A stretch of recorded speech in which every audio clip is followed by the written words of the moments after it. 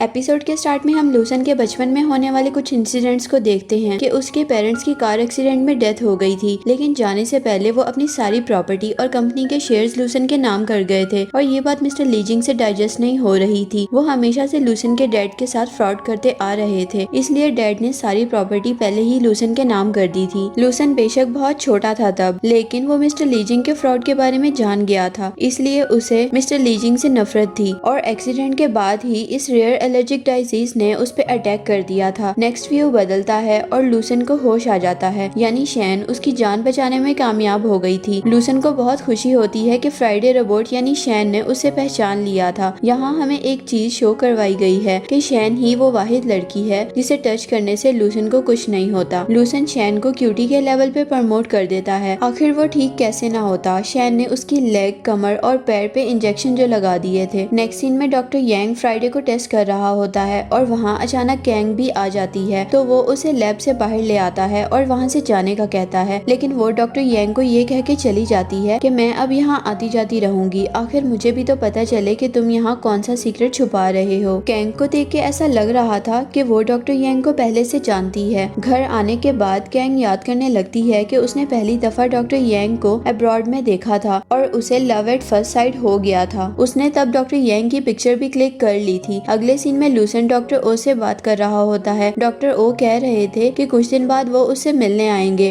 Phone बंद करने के बाद वो शैन को बुलाता है, लेकिन वो उसके पास नहीं आती, तो वो उसे ढूंढता हुआ बाहर आ जाता है और देखता है कि शैन मैडम तो टीम अल्फा के साथ क्लीनिंग में हेल्प करवा रही हैं। वो नोट करता है कि शैन टीम अल्फा के साथ बहुत खुश है, जबकि इतना खुश वो उसके साथ नहीं होती, इसलिए वो उसे डांटता हुआ लैब छोड़ के आता है ताकि वो रिचार्ज हो सके। साथ ही वह डॉक्टर यांग से शिकायत करता है कि तुम्हारे एम्प्लॉयज मेरे रोबोट से काम करवा रहे थे। डॉक्टर यांग कहता है कि आपका बटलर भी तो हमसे क्लीनिंग करवाता है, मैंने तो कोई शिकायत नहीं की। लूसन बोलता है कि अब मैं अपने रोबोट को ज्यादा टाइम के लिए अपने साथ रखूंगा। ये कह के वो वहाँ से चला जाता है। अंदर आके वो दोनों लूसन की एलर्जी वाली वीडियो क्लिप देखते हैं। डॉक्टर यांग कहता है कि ये डिजीज वाकई बहुत खतरनाक है, ऐसे में तो वो तुम पे डिपेंड करता रहेगा। शैन कहती है कि तुम्हें अपने रोबोट को जल्द से जल्द इस काबिल करना होगा ताकि वो लूसन का ऐसी सिचुएशन में ख्याल रख सके। डॉक्टर यांग बोलता है कि डोंट वरी, जैसे ही फ्राइडे के पार्ट्स हमें मिल जाएंगे तो मैं सब ठीक कर दूंगा। साथ ही वो नोट करता है कि शैन को लूसन की बहुत फिक्र है। फिर शैन फ्राइडे से भी पूछती है लूसन की डिजीज के बारे में, बट प्रॉपर इन्फॉर्मेशन ना होने की वजह से वो उसे आंसर नहीं दे पाती। दूसरी तरफ ग्रीन हाउस में लूसन बेटर फील करता है कि जब फ्राइडे रोबोट यानी शैन उसके साथ ना हो तो वो बोर होने लग जाता है, जबकि पहले ऐसा नहीं था क्योंकि वो काफी अरसे से अकेला रहता आ रहा था। और फिर वो ये भी सोचता है कि आखिर वो कैंग के साथ शादी कैसे कर सकता है, क्योंकि उसके टच करने से उसकी एलर्जी फौरन एक्टिव हो जाती है। नेक्स्ट डे लूसन को शैन का भेजा हुआ नेकलेस वाला पार्सल मिल जाता है। वो फ्राइडे रोबोट यानी शैन को बताता है कि मेरी मॉम को ऑरेंज बहुत पसंद थे, इसलिए मेरे डैड ने ये ऑरेंज वाला नेकलेस मॉम को दिया था। उन्होंने बाहर ग्रीन हाउस में ऑरेंज का ट्री भी लगाया था, आओ मैं तुम्हें वहाँ लेकर चलूं। फिर वो शैन को ग्रीन हाउस लेके जाता है जो कि अंदर से बहुत खूबसूरत होता है। ग्रीन हाउस के दरमियान में एक ऑरेंज ट्री लगा हुआ था। शैन पूछती है कि क्या आप कभी अकेला महसूस नहीं करते। लूसन कहता है कि मैं पहले अकेला रहना ही पसंद करता था, लेकिन अब मैं बदल गया हूँ। शैन बोलती है कि मुझे भी ऐसा लगता है, आपकी आंखें बताती हैं कि जैसे आपका किसी से क्लोज रिलेशनशिप हो और आप किसी को अपना दोस्त बनाना चाहते हैं। उसकी परसेप्शन सुन के लूसन कहता है कि मैं ऐसे ही लाइफ जीना चाहता था, लेकिन इस डिजीज की वजह से मैं एक नॉर्मल इंसान भी नहीं बन सकता। शैन पूछती है कि आखिर आपको किस चीज से एलर्जी है, तो वो उसे बस यही कहता है कि ये डिजीज बहुत ही कॉम्प्लिकेटेड है, अगर मैं केयरफुल नहीं रहूंगा तो शायद मर जाऊंगा। बाहर आके वो उसे ये भी कहता है कि मेरी इस डिजीज के बारे में किसी को भी नहीं पता, तुम्हें इसलिए बताया है क्योंकि मैं तुम्हें अपना फ्रेंड समझता हूँ। इसके बारे में कैंग को भी नहीं पता है। और फिर वो उसे ये भी शेयर करता है कि कैंग ने मुझसे शादी के बारे में पूछा है, वो मेरी सबसे अच्छी दोस्त है, लेकिन मैं फिर भी डर रहा हूँ। शैन पूछती है कि क्या आपकी कैंग के लिए दोस्त के अलावा कोई और फीलिंग है, जैसे जब आप उसे देखें तो आपको बहुत अच्छा लगे, सारी दुनिया आपके लिए डिसअपियर हो जाए, आपको उसके साथ टाइम स्पेंड करना अच्छा लगे, एक कंफर्टेबल माहौल हो आप दोनों के दरमियान। शैन को बोलता हुआ लूसन देखता रह जाता है। शैन कहती है कि आपको कैंग से मिलते रहना चाहिए, उससे अपनी डेली एक्टिविटीज शेयर करनी चाहिए, इस तरह आप लोग और भी क्लोज हो जाएंगे। लूसन पूछता है कि मुझे उससे मिलके क्या करना चाहिए। वो कहती है कि आपको सबसे पहले उसकी आंखों में देखना होगा, वो भी बहुत ही जेंटल अंदाज में, इस तरह वो खुद को कंफर्टेबल और सिक्योर फील करेगी। और फिर वो दोनों एक दूसरे की आंखों में देखते रहते हैं। अचानक लूसन को करंट लगता है और वो वहाँ से चला जाता है। घर आके लूसन शैन को क्रेफिशेस साफ करने का कहता है क्योंकि वो इनसे कैंग के लिए फेवरेट डिश बनाने वाला था, लेकिन शैन को तो उन्हें देखकर ही डर लग रहा था। लूसन बोलता है कि तुम डरते हुए बिल्कुल इंसान लगती हो। वो जल्दी से बोलती है कि मेरे अंदर ये प्रोग्रामिंग की गई है कि जब भी मैं ऐसे इंसेक्ट्स या जानवरों को देखूं तो मुझे डरना होगा। तो लूसन फोन करके जैन और चैंग को बुला के सारी क्रेफिशेस साफ करवाता है। उसके बाद लूसन आज रात डिनर के लिए खाना बनाता है। शैन पूछती है कि आप आखिर इतना अच्छा खाना कैसे बना लेते हैं। लूसन बताता है कि बचपन में मुझे इंस्टेंट नूडल्स खाने पड़ते थे क्योंकि कोई भी मुझे खाना बना के देने वाला नहीं था, इसलिए फिर मैंने खुद हिम्मत करके खाना बनाना शुरू किया। शैन को ये जान के बहुत दुख होता है और वो उसे कहती है कि आपने बचपन से बहुत ही टफ टाइम गुजारा है। उसके बाद जब लूसन कैंग का दिया हुआ गिफ्ट पहन के नीचे आता है तो शैन उसे देखती रह जाती है क्योंकि वो बहुत ज्यादा हैंडसम लग रहा था। फिर वो शैन को कहता है कि तुमने डिनर के दौरान यहीं रहना है, मैं उन्हें कह दूंगा कि तुम मेरी पर्सनल असिस्टेंट हो। नेक्स्ट जब कैंग और ली आते हैं तो लूसन को पता चलता है कि कैंग ने सेम उसके जैसा गिफ्ट ली को भी दिया है। ये देख के उसे बहुत गुस्सा आता है, इसलिए वो ली को डाइनिंग टेबल पे दूर करके बिठा देता है। उसे कोई ड्रिंक सर्व नहीं करता, इवन उसके डिनर वाले बर्तन भी अलग होते हैं। ये देख के वो एहतजाज करता है, लेकिन लूसन तो उसे चुप करके बैठने का कह देता है। कैंग पूछती है कि वो लड़की कौन है। लूसन उसे बताता है कि ये मेरी पर्सनल असिस्टेंट है। फिर जब शैन डिनर सर्व कर रही होती है तो कैंग उसे देख के पहचान जाती है। वो सोचती है कि डॉक्टर यांग उसे यही सीक्रेट छुपा रहे थे क्योंकि ये लड़की एक रोबोट की तरह प्रिटेंड कर रही है। उसके बाद ली को पता चल जाता है कि कैंग और लूसन शादी करने वाले हैं तो उसे बहुत बुरा लगता है और वो उठ के वहाँ से चला जाता है। बाहर आके वो किसी को कॉल करके कहता है कि लूसन की एक पर्सनल असिस्टेंट भी उसके साथ रहती है, उसमें नजर रखो क्योंकि मुझे उस लड़की पर डाउट है। अंदर लूसन फौरन अपना ड्रेस चेंज करने लगता है तो शैन उसके लिए एक कोट पसंद करती है और वो वही पहन लेता है। इसके साथ ही दोनों एपिसोड्स की एक्सप्लेनेशन खत्म हो जाती है। मिलते हैं नेक्स्ट वीडियो में, अपना ख्याल रखिएगा,